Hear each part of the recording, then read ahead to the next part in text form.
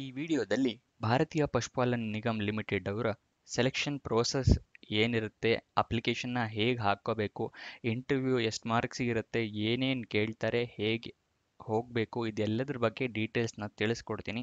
ಈ ಜಾಬ್ ಬಗ್ಗೆ education qualification ಬೇರೆ ಎಲ್ಲ ಡೀಟೇಲ್ಸ್ಗಳನ್ನು ಮುಂಚಿನ ವೀಡಿಯೋದಲ್ಲಿ ಮಾಡಿದ್ದೆ, ಅದನ್ನು ಕಮೆಂಟ್ ಬಾಕ್ಸ್ನಲ್ಲಿ ಕೊಡ್ತೀನಿ. ಆ ಡೀಟೇಲ್ಸ್ ಬೇಕು ಅಂದರೆ ಅದನ್ನು ವೀಡಿಯೋ ಫಸ್ಟ್ ಅದನ್ನು ನೋಡಿ, ಅದಾದಮೇಲೆ ಈ ವಿಡಿಯೋನ ನೋಡಿ. ಇದರಲ್ಲಿ ಅಪ್ಲಿಕೇಶನ್ ಹೇಗೆ ಹಾಕೋದು ಅಂತಲೂ ಕೂಡ ವಿಡಿಯೋ ಕೊನೆಯಲ್ಲಿ ತಿಳಿಸ್ಕೊಟ್ಟಿದ್ದೀನಿ.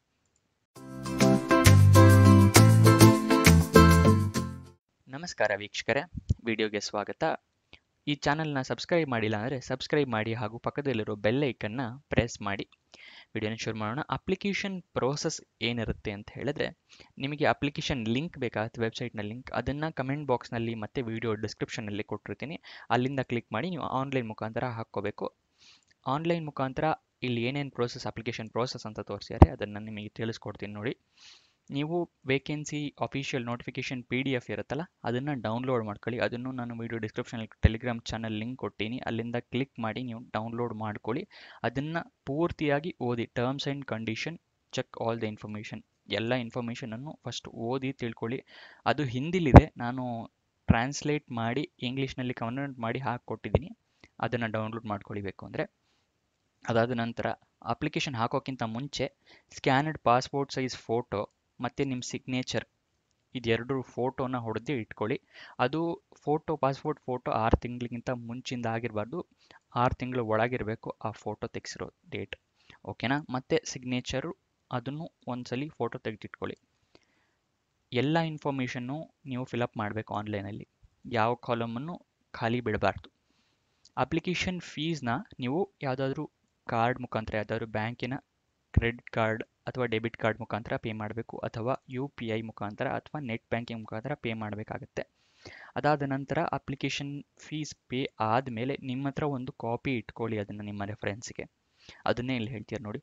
ಅಪ್ಲಿಕೇಶನ್ ಫಾರಮ್ ಇನ್ ಕಾಪಿ ಮತ್ತು ಅಪ್ಲಿಕೇಶನ್ ಫೀ ರೆಸಿಪ್ಟ್ ಇದೆಯಲ್ಲ, ಅದ್ರ ಕಾಪಿ ನಿಮ್ಮ ರೆಫರೆನ್ಸಿಗೆ ಒಂದು ಇಟ್ಕೊಳ್ಳಿ. ನೀವು ಆಫೀಸಿಗೆ ಏನು ಕಳಿಸೋ ಅವಶ್ಯಕತೆ ಇಲ್ಲ, ಯಾಕಂದರೆ ಆನ್ಲೈನ್ ಮುಖಾಂತರ ಹಾಕೋದ್ರಿಂದ ಅವ್ರು ಡೈರೆಕ್ಟಾಗಿ ಹೋಗುತ್ತೆ. ಇನ್ನೊಂದು ನೆನ್ಪಿಟ್ಕೊಳ್ಳಿ, ಅಪ್ಲಿಕೇಶನ್ ಫಿಲಪ್ ಮಾಡಬೇಕಾದ್ರೆ ಇಮೇಲ್ ID ಮತ್ತು ಮೊಬೈಲ್ ನಂಬರ್ನ ಕರೆಕ್ಟಾಗಿ ಹಾಕಿ.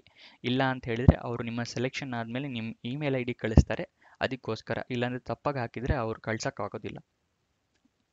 ನೆಕ್ಸ್ಟ್ ಸೆಲೆಕ್ಷನ್ ಪ್ರೋಸೆಸ್ ಏನಿರುತ್ತೆ ನೋಡೋಣ. 100 ಮಾರ್ಕ್ಸಿನ ಇಂಟರ್ವ್ಯೂ ಇರುತ್ತೆ. ಓಕೆನಾ? ಏನೇನು ಇಂಟರ್ವ್ಯೂ, ಎಷ್ಟು ಮಾರ್ಕ್ಸ್ ಪಾಸ್ ಆಗಲೇಬೇಕು ಅಂತ ಹೇಳಿದ್ರೆ 60 ಮಾರ್ಕ್ಸ್ ಬರಲೇಬೇಕು, ಇಲ್ಲಾಂದರೆ ನಿಮಗೆ ಫೇಲ್ ಆಗುತ್ತೆ. 60 ಮಾರ್ಕ್ಸ್ ಬಂದರೆ ಪಾಸ್ ಆಗ್ತೀರ. ಓಕೆನಾ? ಏನೇನಿರುತ್ತೆ 60 ಮಾರ್ಕ್ಸಿಗೆ ಅಂತ ನೋಡೋಣ. ಪರ್ಸ್ನಾಲಿಟಿ, ಡ್ರೆಸ್ಸಿಂಗು ಮತ್ತು ನಿಮ್ಮ ಅಪಿಯರೆನ್ಸು, ಇದಕ್ಕೆಲ್ಲದಕ್ಕೂ 20 ಮಾರ್ಕ್ಸ್ ಇರುತ್ತೆ. Your home and it's geography, ನಿಮ್ಮ ಹೋಮ್ ಸ್ಟೇಟ್ ಯಾವುದಿದೆ ಮತ್ತು ಅಲ್ಲಿನ ಜಿಯೋಗ್ರಫಿ ಮೇಲೆ 20 ಮಾರ್ಕ್ಸ್ ಕೊಡ್ತಾರೆ. ಅದಾದ ನಂತರ ಕಮ್ಯುನಿಕೇಷನ್ ಸ್ಕಿಲ್ಲು ಮತ್ತು ನಿಮ್ಮ ಡಿಸಿಷನ್ ಕೆಪಾಸಿಟಿ ಸ್ಕಿಲ್, ನೀವು ಹೇಗೆ ಡಿಸಿಷನ್ ತೊಗೊತೀರಾ ಅಂತ ಇಂಟರ್ವ್ಯೂಲ್ಲಿ ಟೆಸ್ಟ್ ಮಾಡ್ತಾರೆ, ಅದ್ರ ಸ್ಕಿಲ್ಲಿಗೂ 30 ಮಾರ್ಕ್ಸ್ ಇರುತ್ತೆ.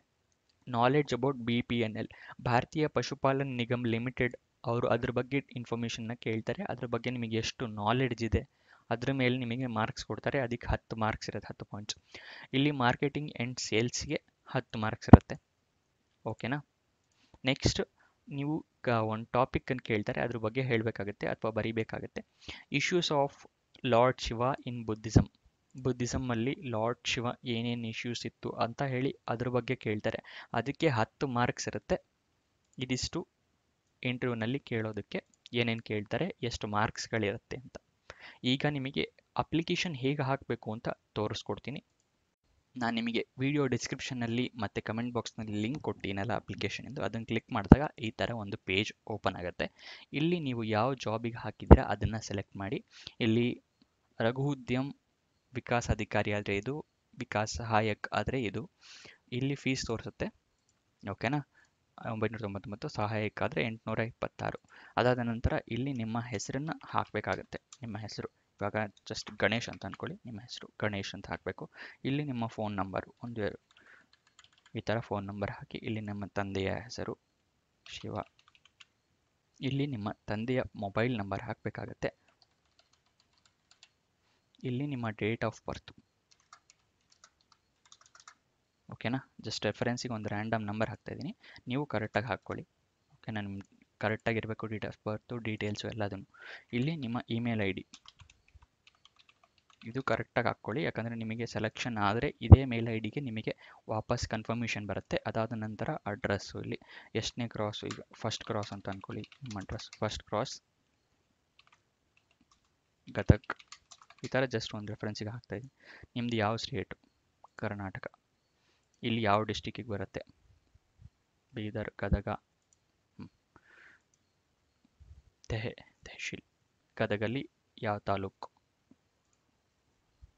ನಿಮ್ಮ ಗ್ರಾಮ ಪಂಚಾಯಿತಿ ಯಾವುದು? ಇಲ್ಲಿ ನಿಮ್ಮ ಪಿನ್ ಕೋಡನ್ನು ಹಾಕ್ಕೊಳ್ಳಿ. ಓಕೆನಾ?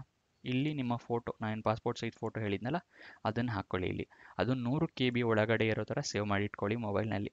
ನಿಮಗೆ ಅದಕ್ಕಿಂತ ಕಮ್ಮಿಗೆ ಸೇವ್ ಮಾಡಿ ಇಟ್ಕೋಬೇಕು ಅಂತ ಹೇಳಿದರೆ ಯಾರಿಗಾರು ವಾಟ್ಸಪ್ಪಲ್ಲಿ ಸೆಂಡ್ ಮಾಡಿ ಅದನ್ನು ವಾಪಸ್ ಕಳಿಸ್ಕೊಂಡ್ರೆ ನಿಮಗೆ 100 KBಗಿಂತ ಕೆಳಗಿರುತ್ತೆ. ಆ ಥರ ಮಾಡ್ಕೊಳ್ಳಿ. ಸಿಗ್ನೇಚರು ಅಷ್ಟೇ, ಸಿಗ್ನೇಚರ್ ಫೋಟೋ ತೆಗೆದಿಟ್ಕೊಬೇಕು, ಅದನ್ನು ಅಷ್ಟೇ 50 KB ಒಳಗಿರಬೇಕು. ಇದೆರಡು ಅಪ್ಲೋಡ್ ಮಾಡಾದಮೇಲೆ ಇಲ್ಲಿ ಐ ಅಗ್ರಿ ಅಂತ ಕೊಡಿ. ಓಕೆನಾ? ಇಲ್ಲಿ ಟರ್ಮ್ಸ್ ಆ್ಯಂಡ್ ಕಂಡೀಷನ್ಸ್ ಇರುತ್ತೆ, ಅದನ್ನು ಬೇಕಾದ್ರೆ ಒಂದ್ಸಲ PDF ಇರುತ್ತೆ, ಇದನ್ನು ನೋಡ್ಕೊಳ್ಳಿ. ಅದೆಲ್ಲ ನೋಡ್ಕೊಂಡಾದ್ಮೇಲೆ ನೆಕ್ಸ್ಟ್ ಕೊಟ್ಕೊಳ್ಳಿ. Before client confirmation your details, ಇಲ್ಲಿ ನಿಮ್ಮ ಡೀಟೇಲ್ಸ್ ಎಲ್ಲದನ್ನು ಕನ್ಫರ್ಮ್ ಮಾಡ್ಕೊಳ್ಳಿ ಅಂತ ಇದೆ. ಇಲ್ಲಿ ಸಬ್ಮಿಟ್.